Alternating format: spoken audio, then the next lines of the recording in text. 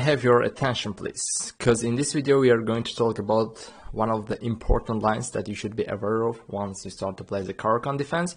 So it will be the pawn of variation that happens after the captures on d5. E takes d5, c takes d5. So there is a exchange variation would happen if white goes to bishop d3, but the pawn of variation would be playing c4 in this position. After c4, knight f6, knight c3 and knight c6. Once you played knight c6, there is a possibility that white can play knight f3, c takes d5 or pushing c5. And also there is one of the sharp variation that white can go, that would be bishop g5. This move would be described in our next video. In this video we will take a look with you how we should play against these three moves: knight f3 and c takes d5 and pushing c5. Let's gonna start with seeing how we should play against c takes d5. C takes d5, knight takes d5, bishop c4, bishop e6. So bishop e6, we are straightening this kind of knight c3 move for the reason that white plays bishop b3, g6, knight f3, bishop g7. With fianchetto, we developed our bishop from g7 because of what? First of all, there was no way it developed from here, since the bishop was blocking our blocking the development from the e-file, and at the same time bishop g7 is very beneficial development because we are putting even much more strong pressure to one of the weaknesses of our opponent. It's the isolated pawn, castles and castles. And after all, it's clear what black can do. Just we should play queen d7 and centralizing two rooks on c and d file and starting to put the pressure to d4 pawn, and black is totally fine at this moment. What about if not takes c takes d5 but plays c5? White tries to close up the position, and at this moment black will start to play very aggressively with the move e5, immediately crashing at the sixth move, but really already a little bit critical moment. Once you played e5, d takes e5 is a very natural move that white can play. Also there is possibility bishop b5 that white can do. But let's take a look how we should play against d takes e5, and in this position most of us will think we should capture the e5 pawn with our c6 knight. But instead of that, one of the strongest German grandmaster Daniel Friedman played in this position knight d4. I would say even this is much more stronger rather than capturing on e5. So the idea behind this move would be we are maneuvered our knight to e5, which is centralized, even better than the f6. Queen captures d5, bishop e6, queen d8 check, rook d8. So yeah, in this position black is pawn down, but once if you capture the bishop c5, black is absolutely excellent position. But yeah, white tries to play for that pawn, it tries to defend, and in this position knight will go to b4 and threatening knight c2 check, even knight d3 check. I would say in this position for just one pawn, black has a very strong initiative as well as the faster development than the white. Bishop b5 check and king e7. Very interesting, but at the same time scary. But I would say we shouldn't be afraid from playing king e7 in this position, because the queen is already traded, so no worries about some kind of counter attacks. White also plays king e2, like not letting the knight to go to d3, a6, f4. It's the only move, otherwise there's if bishop goes to c4 there's a check, and the counter attack is really strong, would be it's the king. For the reason f4 is the only move that white can do. A takes b5, f takes e5, bishop c4 check with the tempo and trying to defend that b5 pawn, king f2 and knight c2. White will regain the pawn after knight e3, and then we will take back the c5 pawn, and I would say playing this position with two bishops will be really wonderful. And as we know in chess, like a two pair of bishops always gives us advantage, but in this kind of position even much more advantages. It's much more better because of its open position. Now let's see after e5 what if white plays bishop b5. So the idea behind this move would be white has this kind of idea, capturing on queen d4 since the bishop is spanning the knight. But here just black will continue bishop e7, knight f3, castles. And at this point white should capture bishop c6, that a little bit gives normal position for white. Otherwise, if he touches his queen, for example, queen d1, there's just we can capture the free pawn, or even we have the better moves than the bishop c5, just pushing pawn forward, e4, knight e2, and bishop a5 check. White is simply losing his bishop, and black is totally winning. For that reason here, kind of the move, white has only the one move, that will be capturing bishop c6, b takes c6, castles. So at this moment we removed our isolated pawn on d5, which right now c6 pawn is defending, and at the same time there is a weakness of white, that would be the c5 pawn. And now it's time to put the pressure to that weakness by playing knight d7 in this position. So sorry about that. So castles and knight goes to d7, putting the pressure to c5 pawn. b4 tries to defend, and a5. Whenever you will see this kind of structure, the pawn on c5 and b4, you must always try to break up by pushing a5. Or it could be, let's say you are playing with the white, your opponent's pawn c4 and b5, it should be crushed by playing a4. Kind of the similar stuff.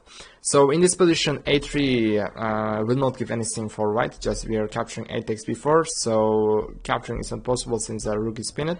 If queen b4 takes, we will just take knight c5, but instead of queen b4, instead of here a3, if you place b takes a5, bishop goes to f6, and after bishop f6, then queen d2. After queen d2, there is just queen a5 captures, and right now we are taking that the pawn was at a tempo, attacking on c3 knight. After that, bishop b2 and knight c5. This is completely very pleasant position for black to play because of what? Two pair of bishops, extra pawn, an open position, a ton of threats that black can do, even rook b8, and there's a sacrifice even we can do b2 on a b2, since this bishop is just taking the very good advantage of that h8 and a1 diagonal. So as we can see, if white tries to close up the position by playing c5, it could be faced very aggressive move by e5. But now let's take a look what if knight goes simple on f3. We will play in this position bishop g4, and once we played bishop g4, there's two possibilities of white capturing on d5 or just playing simple bishop e2. So bishop e2 happened in the game of Mohd and Jassim in Abu Dhabi 1995, where black continued in this position by playing e6, castles, bishop e7, bishop e3, d takes c4, bishop c4, and as you can see right, what we created? The isolated pawn. Black castles, bishop e2, and rook c8. So right now, again, I would say in this position the black focus would be on the isolated pawn, and that pressure to d4 pawn could be by playing queen a5 and rook f8, and then here we will pin the queen. That we have bishop f3 idea, or even e5 idea is also another possibility we can do. After bishop g4, what if white captures c takes d5? Knight captures d5. And in this position, again, white has two possibilities that he can play. Playing bishop e2, or here even much more interesting move that white can do, queen goes to b3. We're double attacking on d5 and b7. I would say this line would be much more aggressive line, where a lot of tactics could happen. But simple positional move could be bishop e2. If again bishop e2, e6, castles, bishop goes to b4, queen b3, bishop f3, bishop f3, and the reason why we capture bishop f3 in order to take the d4 pawn, knight d4, queen a4 check, and here's the key move, boom, b5. Okay, we shouldn't play just for a pawn, because if it touches the king, that's totally bad. We should give back the pawn, but at the end, we're getting even much more perfect position. Because we don't need that pawn, we need the crushing the king side. So right now, as you can see, the white has really serious problem. That would be the king side problem, where even there is no piece in this box, I would say, for white, defending that is really problematic. And black is just simply going queen h4, a6, once he killed knight, bishop d6, where defending that is not so simple. And I would say black is, we can just give the analysis stuff, black is winning at this moment. What if immediately goes queen b3? Very critical moment, and right now we can understand in the pawn operation if queen goes to b3, bishop should capture immediately to f3. Because that's the idea behind this move. We have the knight d4 move where we can capture, but of course not here in this position knight d4, because after knight d4 there's our knight on d5 hanging. At the same time, instead of that, just white has bishop b5 check, knight b5, queen b5, and after all we are just losing our knight. That would be the stuff. For the reason knight d4 in this position is a mistake. Before taking knight d4, we should defend our knight d5, queen b7, and now it's time to take that d4 pawn. Bishop b5 check still is a possibility. Knight b5, and once black captures knight b5, here white has two continuations. I would say queen b5 check is a very natural move. Instead of that, there's also queen d6 interesting move, which would be the main line. But if queen b5, there's a queen d7, queen d7, queen d7, king d7, knight d5, e takes d5. Around equal position, but black is better because of the pawn structure of white and the centralization of the king as well. But in this position, white has even much more stronger move, queen c6 check. So the idea behind this move, we cannot really block with a queen, otherwise the rook on a8 is hanging. King goes to e7, queen b5, queen d7. We are trying to trade off the queens, that should be the idea. Knight d5, queen d5, queen d5, e takes d5. This is the main line that happens in the pawn operation, happens a lot in professional chess. Castles and king e6 is one of the strongest moves. Yeah, king e6. Kinda, it looks like king is going to travel, but that's a strong move. We shouldn't afraid from a little bit centralization of our king, because of there is no stress at all. If there was some minor pieces, maybe it was dangerous, but right now only two rooks bishop against rook's bishop. Rook e1 check, and the ideal score for the king would be to f5. Yeah.